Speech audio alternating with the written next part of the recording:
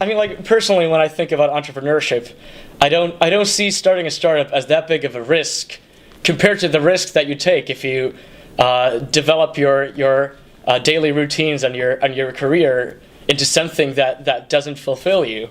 If you're doing something that doesn't feel meaningful to you, isn't that much bigger of a risk? To me, doing and pursuing goals that you believe in with a team that you respect in a position that you feel you can benefit people around you is not that big of a risk compared to doing something that you don't have a true passion for.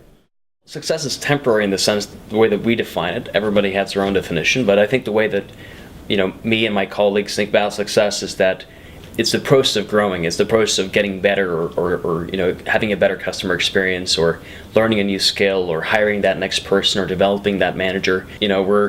We're super focused on growing this company and growing the people there. We want to build a company that's built to last. So our inspirations are the HPs and the Intels of the world, and we want to do something like that, and that requires decades of focused effort. So we're definitely not taking our eye off the ball.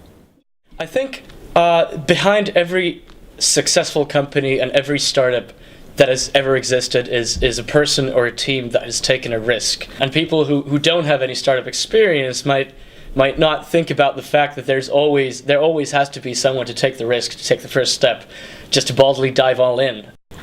There's two main things. The first one is the people we have. We've been super lucky. We've found people all around the world. We now have team members working in 7 countries, people working remotely.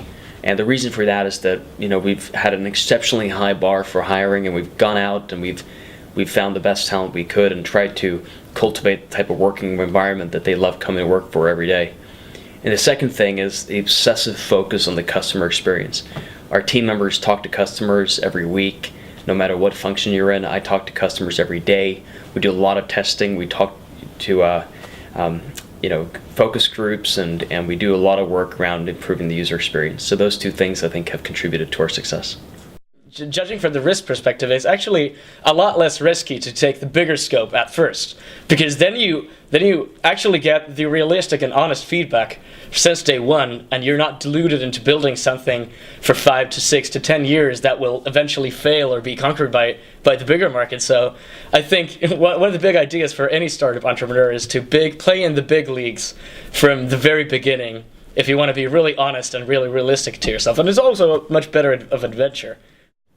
It's day one for Deal Dash. We've barely scratched the surface of what's possible for us, and I feel like every year we look back and we've found that we've learned more and we've done more in the last year than we've done in the last 7 years combined. So I think we got decades of a lot of exciting hard work ahead of us, and and nothing could stop us at this stage.